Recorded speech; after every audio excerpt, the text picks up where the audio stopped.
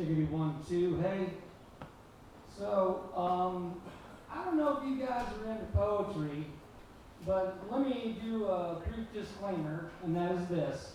Approximately 75% of what I'm about to tell you is true, and the rest is total bullshit.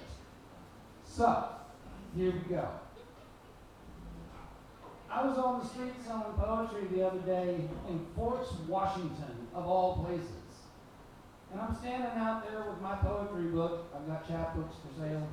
And this older couple rolls up on me and they're like, "What are you doing? Are you hungry? Do you want us to buy us, some food or something like that?" And I said, "No, I'm selling poetry on the street." And so I recited this piece to them. And they came and they loved it and they bought my chapbook. So, here's the piece. I was born paper thin, with naked baby bird hands that clutched and grabbed at everything. And that was the plan for these naked baby bird hands. And as time grew and they feathered and fledged, they began to gather and fetch and give to other naked baby bird hands. Now that is the plan. And as time grows and they wither and molt, I should hope that someone will fly to you fast and hold until the last your paper thin, naked baby bird hand, because that is a plan. It is a plan. Okay, so a little bit more of a story about performing poetry here at Bourbon West. And you guys have been very kind and welcoming to me. So the other night, I was here performing, and I kind of ran out of steam. And I was not quite sure what I was going to do, and I do what I often do, which is I ask the audience, what is it that you want to hear next? And from the back of the bar, right over there, I heard this voice, and it says, "Something dark." And I was like, "Oh, I got some dark." All right. And this is a new piece, and it's a tough one. So I did this over at the Field Hall the other day, and it basically crashed the room. Okay. So here we go. You may not know it by looking at me, but I'm a classically trained dancer. I have a BFA, physiology, sports medicine, kinesiology, all that. And I minored in literature and creative writing and poetry, which might explain a lot about what it is that I'm doing up here. But I was teaching a class at the University of Colorado at Boulder, ballet. And we're getting about halfway. Anybody in this room study ballet? Anybody? Okay, nobody. All right. So, I'm getting about halfway through the class, and somebody bursts into the room and says, "There's been a shooting at Columbine." And several of my students' faces fell to the floor, and I didn't know what to do. And one girl raises her hand and she says, "I need to go and check on my friends because I went to Columbine, Blake." And I was like, "Okay, cool, class dismissed."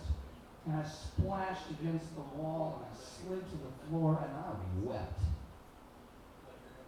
What is this world coming to? Well, fast forward several years and I get this job with the school district replacing doorknobs in Denver, Colorado.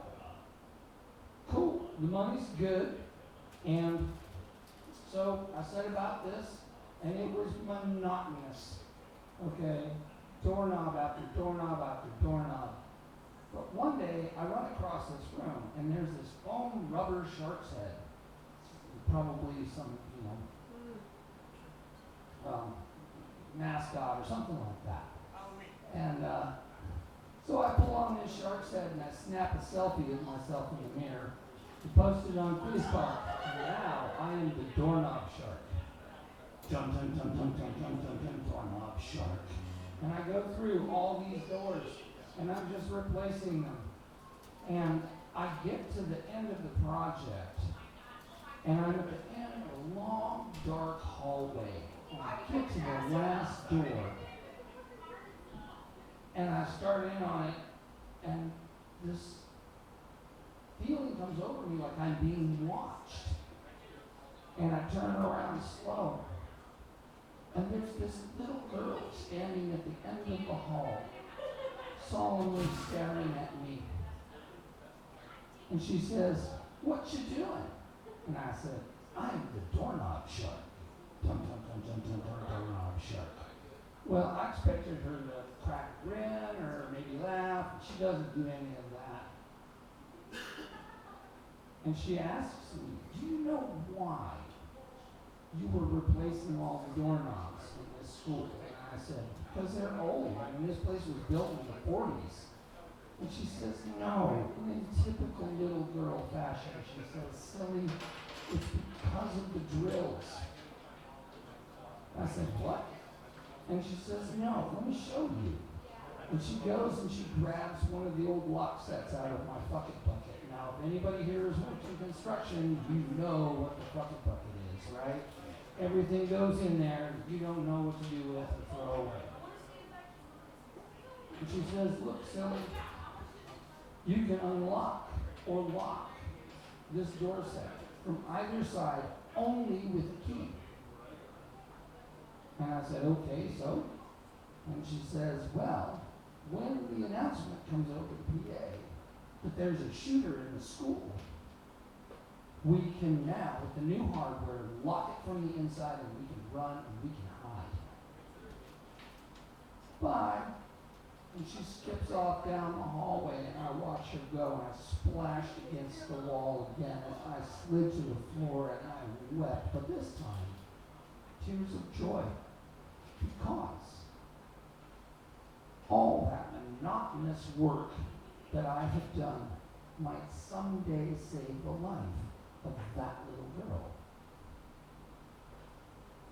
And I get up feeling way better about myself, and I push my cart with my bucket back up to the van, and I drive it to the school district parking lot, and I park it, and I get in my car, and I go home, take a long hot shower, put on the jammies, make my favorite snack, which is peanut butter and apples, a little honey drizzled over the top, and I collapsed on the couch, and I cracked a book, and then I shut it, like that. Something did not add up, because they would not let us into the building until after school was out, which means that we would work from 3:30 or 4 o'clock in the afternoon until 8, 9, 10 o'clock at night. What was a little girl doing standing at the end of a dark hall at 10 o'clock at night? At night, not in the morning? At night. Was it a dream? Did I see a ghost? And if so, at the end of that dark hall, there she was. Maybe, just maybe, all of the hard work that I had put in to replacing all those door sets hadn't saved her life after all.